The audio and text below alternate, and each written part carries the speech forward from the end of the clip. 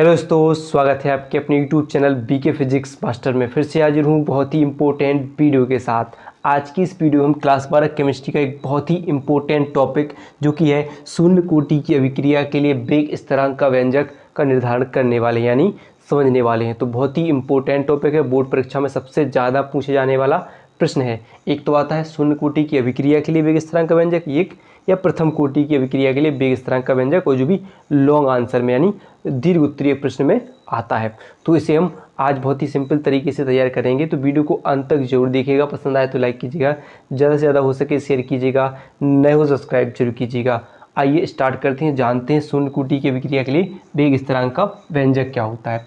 तो सबसे पहले बात करते हैं कि मान लीजिए कोई एक अभिक्रिया हो रही है। क्या हो रही है? अभिक्रिया। जिसमें ए क्या है? एक अभिकारक है, और वो क्या बना रहा है? कोई उत्पाद बना रहा है। क्या बना रहा है? उत्पाद। अभिकारक जानते हो कि वे पदार्थ जो रासायनिक अभिक्रिया में भाग लेते हैं अभिकारक कहलाते हैं, और जो रासायनिक अभिक्रिया के बाद बनते हैं क्या कहलाते हैं? उत्पाद कहलाते हैं। तो इससे क्या जानते हैं कि शून्य कोटि की अभिक्रिया। तो सबसे पहले ये भी जानना जरूरी है कि शून्य कोटि की अभिक्रिया होती क्या है।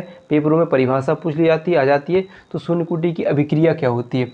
तो वह अभिक्रिया जिसकी सांद्रता यानी जिसकी दर है अभिकारक की सांद्रता पर निर्भर नहीं करती, यानी वह अभिक्रिया जिसकी दर यानी dx/dt, ठीक है, dx/dt जिसकी दर अभिकारक की सांद्रता पर निर्भर नहीं करती, यानी सांद्रता क्या हुआ? अभिकारक की सांद्रता क्या है? ए है, उस पर निर्भर नहीं करती, यानी कितनी शून्य घात के समानुपाती होती है। ऐसे भी कह सकते हैं कि वह अभिक्रिया जिसकी दर अभिकारक की सांद्रता कितनी अभिकारक की सांद्रता की शून्य घात के समानुपाती होती है, क्या कहलाती है? शून्य कोटि की अभिक्रिया कहलाती है। याद रहेगा? तो एक बार रिपीट करेंगे कि वह अभिक्रिया जिसकी दर अभिकारक की सांद्रता पर निर्भर नहीं करती है शून्य कोटि की अभिक्रिया कहलाती है। कह सकते हैं, यह कह सकते हैं वह अभिक्रिया जिसकी दर अभिकारक की सांद्रता की शून्य घात के समानुपाती होती है, वो भी शून्य कोटि की अभिक्रिया कहलाती है। ये दो परिभाषा हो जाती है, तो इसको ध्यान रखना है। तो आइए देखते हैं फिर कैसे। तो ये अभिकारक हो गया, ये क्या बन गया? उत्पाद। अब देखते हैं कि मान लीजिए इसको देखते हैं दर नियमानुसार। दर नियमानुसार, तो दर नियमानुसार क्या पढ़ा हमने अभिक्रिया की? प्रथम कोटि की अभिक्रिया कि अभिक्रिया की दर यानी dx/dt किसके अभिकारक की सांद्रता के क्या होती है? शून्य घात के समानुपाती होती है। तो अगर हम क्या करें dx/dt समानुपाती का चिन्ह हटाएं तो क्या आ जाता है? k। क्या आ जाता है? k क्या हुआ है? यहाँ पर स्थिरांक होता है, वेग स्थिरांक कहते हैं इसे। और सांद्रता क्या लिखते हैं हम? a0। घात कितनी होगी? 1, यानी सांद्रता कितनी है? a है, उसकी घात कितनी है? 0 है। अगर हम क्या करें फिर जब समझते हैं कि मान लीजिए अगर किसी पर घात 0 हो तो उसका मान क्या होता है? 1 होता है। तो यहाँ पर अभिकारक की सांद्रता की जो घात 0 है तो इसका मान कितना हो जाएगा? 1। तो हम क्या लिखेंगे कि dx/dt बराबर क्या बचेगा? k बचेगा, ठीक है। तो अगर हम इसे क्या करें कैंची गुणा करके लिख दें कि dx बराबर dt को k के पास पहुंचा दें तो k dt हो जाएगा, ठीक है। इसे हम ऐसे समीकरण 1 मानकर चल सकते हैं। फिर ऐसे देखेंगे कि मान लीजिए क्या करने समाकलन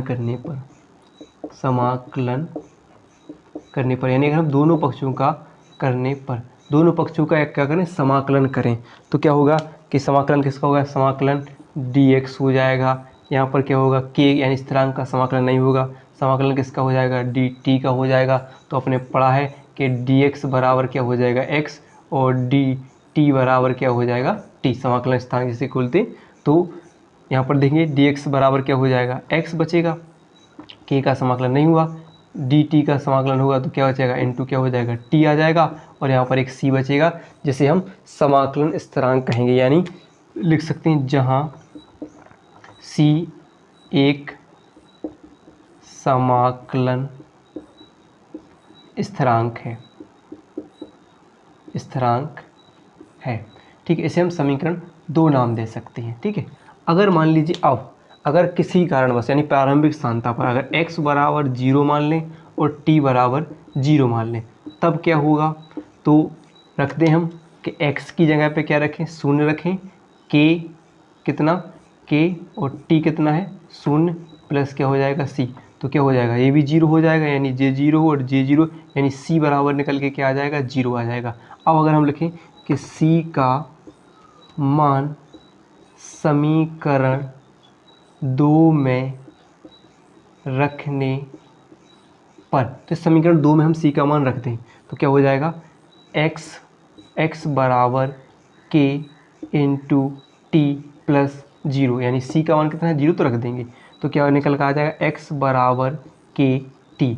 तो अगर हम क्या कर दें कि अगर हमें क्या निकालना है k बराबर k क्या हमारा बेस स्थान, तो k बराबर रह जाएगा t कहाँ पहुँच जाएगा x नीचे, k बराबर x बटे टी, के बराबर क्या आ जाएगा x बटे टी। यही होता है किसके लिए, शून्य कोटि की अभिक्रिया के लिए वेग स्थिरांक का व्यंजक। बिल्कुल सिंपल तरीका था, सिंपल भाषा, सरल भाषा है। तो वीडियो पसंद आई हो तो वीडियो को लाइक और चैनल को सब्सक्राइब करना ना भूलिएगा।